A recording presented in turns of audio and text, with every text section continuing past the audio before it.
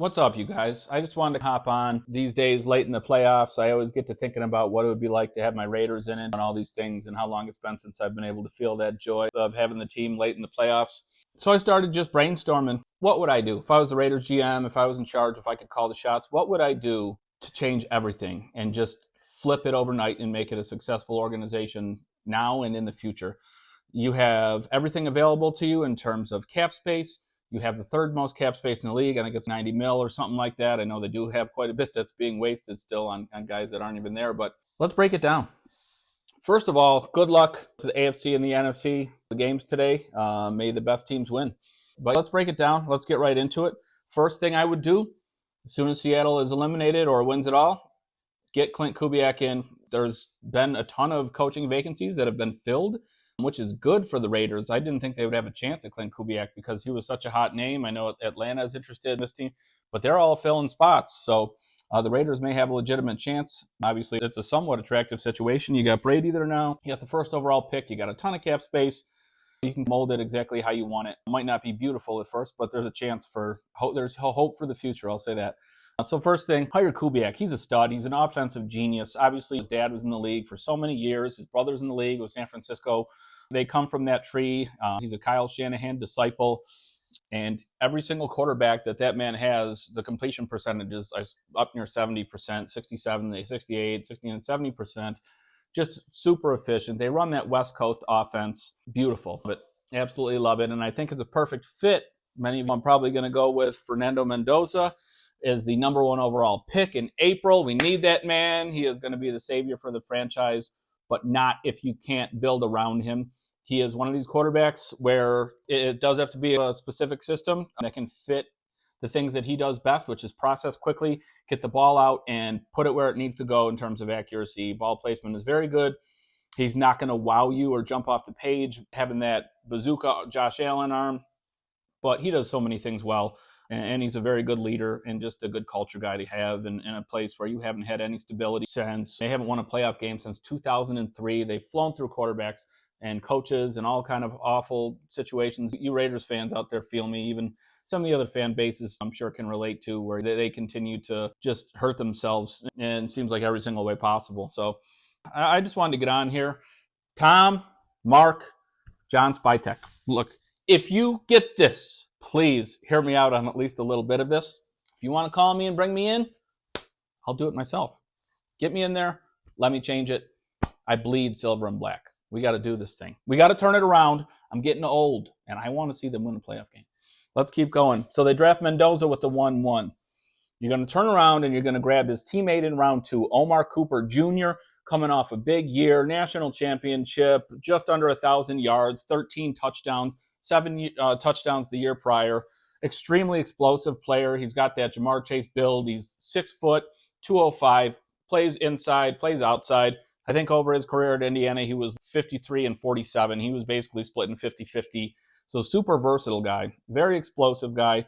Led the Big Ten in yards per catch, catches a ton of balls. He can play the Z, and then you just got to go get an X. So Omar Cooper Jr. is a guy that I would love to get in the second round. I think he can be used sort of like a Luther Burden, maybe a slightly less explosive. But I love Omar Cooper Jr. I think he's going to rise up boards very quickly when they start to turn on the tape. He's the guy that had that insane catch at the end of that Penn State game where he got that toe down, and you were like, no way he caught that. And then they slow it down. You're like, bro, this guy's got body control I've not seen in a while. And he's being slept on. National champ, 13 touchdowns, led the team in receiving yards, and nobody's giving him any love. If he comes in and runs 4.4, sub 4.4, Omar Cooper is a guy that you're going to want. First of all, on dynasty teams. Second of all, you'd love to have him on your team in real life, too. He's a grinder. He works hard. Cignetti always had good things to say about him. And he's already played with Mendoza and had success with Mendoza. They've won together. I like that when teams go out and make it an effort to get players that have been on winning teams to set that culture that you haven't had in place since I was 13 years old. So that'll be good if you can get Cooper Jr. in the second round, turn around and get Brian Parker from Duke, the interior offensive lineman. Big body, he can move some guys. So I like Parker if he can fall down to the third round from Duke.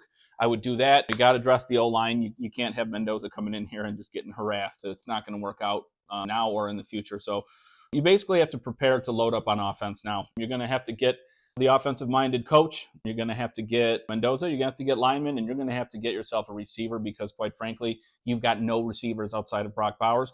You got Trey Tucker, and you've got literally nothing else. It's not even worth mentioning other names right now. So go out there, get Omar Cooper Jr., get him a weapon, move him around. Maybe you want to throw him in that JSN role. You want to throw him out, flank, side out, whatever. Good player. Love Cooper Jr. So anyways, that leads me to one more guy that you got to go target, and that is, I don't know how realistic it is to get him away from the Cowboys, but George Pickens. If you can find a way to get that X receiver in there and just so you can have that respect down the field, that would be amazing. If you can't get Pickens, if he gets franchise tagged and he goes back to Dallas, first of all, he'd probably be disgruntled. Maybe you can make a trade for him. I don't think he wants to get tagged. And we know how things go when he's not happy.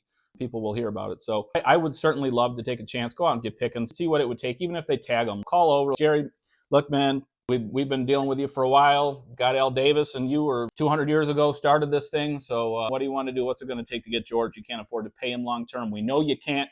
We got the money. We want George. We want to win. Get him out here. At the very least, if you can't get George Pickens, have Clint Kubiak convince Rashid Shaheed to follow him out. Be a much cheaper option. Still a very good vertical threat, a guy that you can just rely on for explosive plays. Punt returning, that the other thing, Shaheed is very good to have. He at least will make the defense respect. They don't want him getting loose behind him because he makes plays. So I don't mind Shaheed. Pickens would be the first choice. Shaheed would be the second choice. But either way, you got to find a way to do that. If you can get Alec Pierce, I would love Alec Pierce too. The rumors are, though, that they're probably shopping. They're shopping Michael Pittman right now, potentially because of his cap and his inability to stay healthy. And rumors are that they want to bring Pierce back. But if he becomes available, you're going to have to prepare to pay this man 15, 20 mil. The Raiders can afford that. They need a guy that can get loose. So in one of those three receivers, I like as well. If you had to settle for a Wan'Dale, go and get that guy too. Whatever it takes. You need weapons. You need whatever you can get, basically. You need to go out and at least try to throw your money around and see if having Brady there and see if having the first overall pick and this culture change and a beautiful new stadium can just get some guys in the door and at least just give them a chance. So I would love that. Like I said, I think Mendoza is a huge fit in this Kubiak system. He had 72% completion last year at Indiana, 41 touchdowns. He was just electric, and I think that he fits this perfectly. You process it, boom, you get it out, you have everything all drawn up and schemed up. You want to get the ball out of your hands as quickly as you can, and that fits him so perfect. I would love to see Kubiak with Mendoza. I think that that's got to be the case. You got to do what you got to do. Throw whatever money you can. Kubiak has that in his blood. It just goes way back with the Kubiaks, and I love their scheme. And he's a Shanny disciple, man. Get him in here. Let's get this thing rolling. Let's get Genty just cruising. So Genty Bowers, they do have a couple cornerstone pieces on offense. They do have some hope. So let's get it done. But Genty, you got him, like I said, you get him in a 3-down role. You start Colton Miller, you start Parham, you get Linderbaum in there. You definitely got to sign Linderbaum, and you definitely got to try to sign Braden Smith from Indy too. If you can get Braden Smith and you can get Tyler Linderbaum in there, you're looking at revamping that O-line. Even if you want to just sign Jedrick Wills, I don't know what it would cost. I know he just sat out for the Browns this year. I know he's had some injuries in the past 2 years, but still was a high first-round pick and still has a ton of upside, just a mountain of a man. So you want to throw a couple bucks at Jedrick Wills if you strike out on a couple of the other guys. I would also like that. And then just unleash Brock Bowers as well. You got to unleash Brock Bowers. So that's exactly what I would do. Looking towards the future, I think if you can get at least some of those things in place, you will have a chance to really do some damage. And it looks like the Chiefs, like Mahomes is banged up, Kelsey's getting older. I know the Chargers are tough. I know Denver looks tough, but hey, man, one of these next couple of years, I think the Raiders have to make that come up. And it's just a beautiful thing. They were able to get the first pick and everything is working out. So they just need to make sure they get this right, because every time you hire the wrong coach and every time you mess up in the first round, it sets you back. We remember they took Jamarcus Russell over Calvin Johnson. They took Ruggs over Lamb. They've taken Cleveland Farrell over Josh Allen. There's so many things that they've done where you sit there and you question, even as a younger fan, I was like, what are they doing? You already know these guys aren't good. You've taken Darius Hayward-Bay over Crabtree and whatever it is. But anyways, man, I just want to have some hope. I just want to have a good year just to feel what it was like. But bleed silver and black always. Let's go Raiders, and looking forward to a beautiful future. I hope you guys have a beautiful day. I'm calling for, who's going to win today? Let's see. I'm calling for an upset. I got Broncos, and then I got Seahawks later. So we'll see how it shakes out. Peace. Have a good one, you guys. See ya.